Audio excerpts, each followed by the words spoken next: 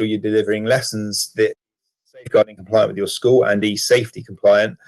One thing I will flag to you is that each school will have their own policy on that, and you should always follow what your school is doing. I am going to show you this afternoon a few tools that are available. It's then for you to go back to your school and discuss about how they want you to use those. You may already know that. Google Meet is an app. It's also available in the web browser. It's best used in the Google Chrome web browser, and it will come up as a tab. You could also have it on an Android phone or an Apple tablet or an Apple phone. It's available across pretty much all devices. It will work on Windows. It will also work on Mac. So there should be no problem at all in being able to get access to it and being able to use it. And also, if you're dealing with parents and pupils at home and they're not with you in your bubble in school, they shouldn't have a problem about getting onto Google Meet and being able to use it.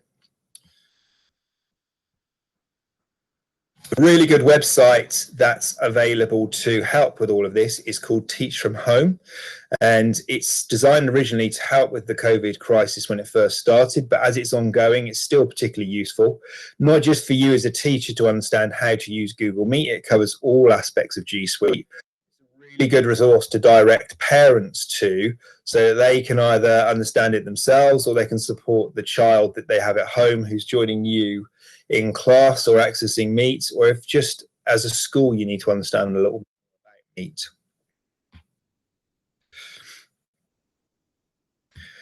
With Google Meet, it used to be that it was premium only, but it's now started appearing in free versions of G Suite as well, and that's to combat other platforms such as Zoom. You can have up to 50 participants there. You can record meetings, or you can also stream within your domain. What that means is you can stream video from within your school, and then other people in the school could join in those classes. So if you were streaming from one classroom, another class could join your live stream. For all the people just joining us this afternoon, we are recording this presentation and it will be uploaded to YouTube and publicly available around the world. If I could just ask if you could turn your webcam off as well as muting your mics, it means we're not going to catch a glimpse of what's going on behind you. So without any further delay, I am going to stop presenting on the presentation and move over to presenting Google Meet itself. So I will just reshare my screen.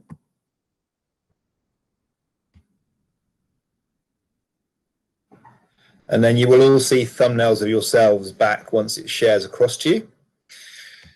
So as you can see inside the Google Meet window, it's got all of the thumbnails of people that you are meeting with on the right-hand side, because I am sharing my desktop. That's one of the features that you can manage in Google Meet, is you can share what's on your computer. And once you've got your desktop shared, other people can view exactly what's on there. Now, there are reasons to consider what you've got open. Are there any tabs with information that shouldn't be public? And make sure you close those before you start a screen share. And also make sure that the background on your computer is suitable, because we've had a few incidents of people sharing things they shouldn't, and also not thinking about maybe some unsavory content that shouldn't necessarily go across a Google Meet. Where you would find Google Meet is several places. So if I went across to my Gmail, which we're not focusing on too much this afternoon, but if you're in your Gmail online, down here on the side now where we used to have Hangouts, we've got Google Meet.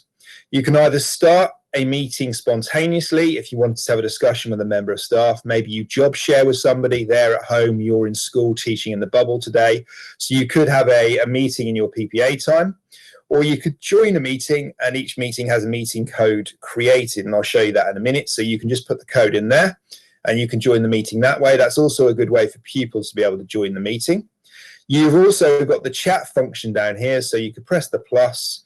You could find somebody in your chat. So it might be that I have started a chat with my demo account over here, and then I could quite happily have a chat over in the corner, and it would sit minimized in my window while I've got Gmail open. And if someone responds from my ACA demo, it would come up here, it would flash at me, and I would then be able to know that I've got a chat going on. So I don't have to keep my eye on lots of different tabs across the top. It can all happen here. My Gmail is probably going to be where I am. If you want to get to the dedicated apps, you can open Google Meet from here, or Google Chat from there. Just to clarify, until recently there was Google Hangouts, and rather confusingly, when you schedule a Google Meet in a calendar, and I'll show you how to do that in a minute, it's called a Hangout Meet, but Hangouts are being phased out. They're a legacy product from Google, and Chats and Meet will replace it. So Meet for video calls and Chat for instant messaging. You've still got email, which is Gmail, for the more formal communications or longer messages that you need to get across. Chat could be anything from a formal quick question across to a colleague in another classroom or a different area of the school, or it might be that your school uses it for sending out notifications such as the bus today is delayed, please keep pupils in the classroom for another 10 minutes, and you can do it that way. And you can choose how the notifications display, and over here you can see you have notifications on. You can also have the history of the conversation. You can archive conversations, or you can delete them, or you can choose to block a person as well. By default, we'd recommend only having the chat on for staff. We wouldn't recommend pupils having chat because for safeguarding reasons, you wouldn't want them having personal chats or chats in small groups that you can't moderate. And the same would go for the Meet content. You can adjust the settings in the Google Admin Console so that pupils can join meets, but they can't actually start a meet. And then that prevents them starting a meeting with each other and you not being there as a teacher. If you want to schedule a meet, apart from just having one spontaneously, it might be that we had a governors meeting here. So we got governors tonight. And it's going to be an event. We're going to add some guests in. So I'm going to add a colleague from the company. I am then going to say I want them to join the Google Meet. You can have more options if you click the button at the bottom, and it will take you into a bigger view where you can get more detail. You can define how you're going to appear during the meeting, and also you don't need to have lots of separate emails. You can give the description of the meeting focus there. You could give links to external websites or resources. You can also upload documents, and they can come straight in from your Google Drive, so you can see recent documents I've used there. That's my drive, or I could upload it from my computer. I can either drag the files in here, or I can click that button and it will look at the folder on my computer, and then I can bring files in from there and they will attach to the meeting invite. I add more guests here so they can come in, and then I can choose whether people see other guests in the meeting or they just see themselves. So if you just want them to know they're in the meeting and not to see who else is invited, particularly for GDPR reasons, you wouldn't want to be giving away other people's email addresses. I'm going to untick that one. And if you want them to be able to invite others to the meet, leave that ticked. But if you want them just to come along themselves and not invite anyone else to join the party, untick invite others, and that will keep them out. At the end of that, you press save and you press send, and then your meeting is scheduled. You could also have, if it was tomorrow and I was teaching, you can use it for pastoral reasons. So you can have something called appointment slots. And instead of being an event, I choose appointment slots. I may say that I'm going to have 15-minute slots, so I change that time to 15 minutes. And that means to my pupils, I would appear to have 15-minute blocks of time between 10:30 and 11:30. And I may say, well, that's not long enough because I've got more pupils than that in my class. So I'm going to have an hour and a half where I'm available for bookable 15-minute slots for Google Meets. And we'd always say, if you're going to meet with a pupil, you should have a guardian or a parent there. And also we'd recommend that another member of staff would be present with you because it's a live meeting. And then you hit save, and for them, that little grid there means that on their side, when they're logged in, they can see that you're available for these small little 15-minute slots, so you can book a Google Meet meeting. So quite a lot of versatility around how you want to book it. Spontaneous meetings from start a meeting now, or it might be out in the native app. Also, you can schedule things using your calendar, and then you've got a Google Meet link. And when you click on there, there's your Google Meet link, and you would just click on that and you would come into the meeting that you're in now. If we pop back over to the main Meet functions, I'm going to hide that bar down the bottom. You've got the meeting bar at the bottom. Pretty self-explanatory for some of them. That mutes your microphone, that turns off your camera. This button here leaves the call. You can also have closed captions turned on. So if I press that, you have to do this by computer of the other person on the call. And when I am speaking, then you should be able to get captions turning up on screen. There we go. And if I come out of that there, you'll be able to see exactly what I'm saying is being transcribed by a piece of software in the cloud, and then it's appearing on screen. So if that was somebody speaking to me and a teacher delivering the lesson, it would pick up the audio from the lesson, and then it would appear on screen. So you've got a lot of scope there about getting subtitles to appear. And with some configuration, those subtitles can appear in other languages. So if you've got EAL pupils, they could come up in a different language to the language it's being spoken, and Google Translate would work in the background. On the side here, you've got some hidden options. So as a teacher, you would have the recording option available to you if it's been enabled in your G Suite. If it hasn't been enabled, you'll need to raise a support ticket with your IT company or speak to whoever in the school manages your G Suite.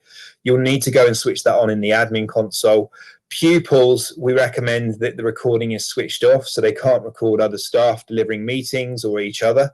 That's just, again, for e-safety and safeguarding reasons. You can change the layout of the page so you can have the view that you've got. I tend to leave mine on automatic and it scales, but if you want to have the main screen there and everyone else on the side there, you can. You can force a spotlight on a single person, or you can have it tiled so the entire screen has got little thumbnails. But as I said, I find that Auto does a pretty good job, so I don't need to mess around with it too much. There's the odd occasion when I need to change the layout. You can make it full screen, so that gets rid of all the clutter of the browser and your Chromebook or Windows if you're using it on there. Come back out of that, hit escape, and that comes back to the normal view. You can turn captions on and off there. There are settings in here, so if you've got more than one screen or you've got a headset as well as a microphone in your laptop, you can define here what the microphone is that's going to be used, whether it's the one on your headset or the one on your laptop. You can also define the speakers where the sound comes out, and similarly with the video, whether you use the webcam that's built into your computer or whether you've got an external webcam and it tells you at the current time the camera is off. One thing you will need to do when you join a meet is up here on the corner where you got the padlock, you often get a pop-up here and it says about your camera and your microphone. I always deal with quite a few support tickets where someone says, I can't get my camera to work or I can't get my microphone to work, and it's because they haven't allowed it when they've joined the meet. So make sure you change those to allow and they're not on block, because if they're on block, you will lose either the camera or the microphone. You won't have them in the meeting. Also, sometimes they go during the meeting occasionally. That's where you go back to correct it.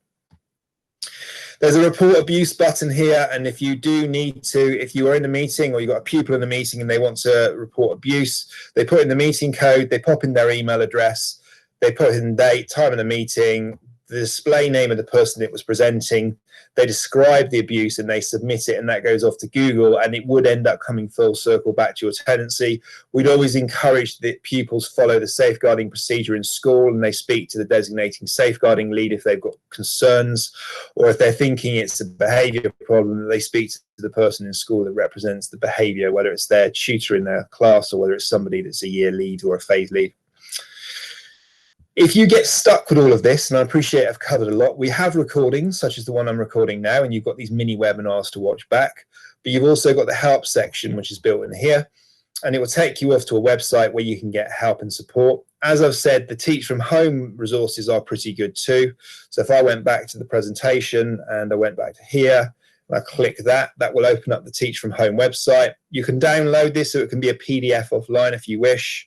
You can also convert it to be displayed in other languages, and then you can choose whether you're viewing this as a teacher, whether you're getting help as a school, or whether you're getting help as a family from home. And then you could go down, and here we've got our support for Google Meet and video calls. You can open it from here, which will open the app in your G Suite, or you can hit the tutorial, and then it will take you into the tutorial webinar. Some of them will be also how-to documents. It varies depending on which app you're using in G Suite and which link you click there. As far as this afternoon's presentation is concerned, it purely focuses on Google Meet and how to get the most out of Google Meet and some possible uses of it in school. I haven't got anything else I'm going to show you this afternoon, but I am more than happy if anyone wants to pop a question in the chat. The chat's over here on the side, and you can type the questions in there. Also, if you were having a meet, you can also see other people that are in the meet over there on the side and get an idea of who's in there with you, apart from the thumbnails displayed on the side. So it's over to you. Has anybody got any good ideas for how they're using Google Meet? Anybody got any questions, anything they want to ask?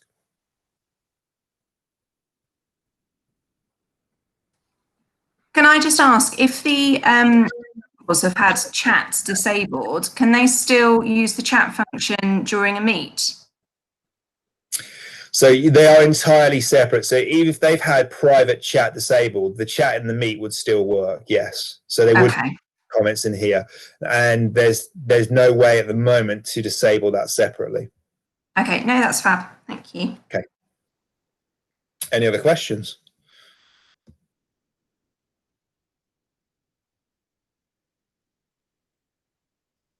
Anybody got any insights into how they're using it in their school, or any success they've had with it, or anything that they think they've struggled to overcome?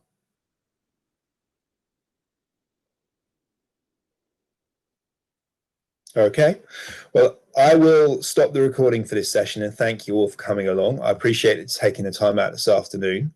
We will be continuing the G Suite webinars, and we'll have another one next week, but I'm happy to remain on the meeting and I'll stay here until the end. And if anybody's got an odd question they think is more relevant to their school, I'll happily discuss it with you. But thank you, everyone. Have a safe afternoon, and I will speak to you soon.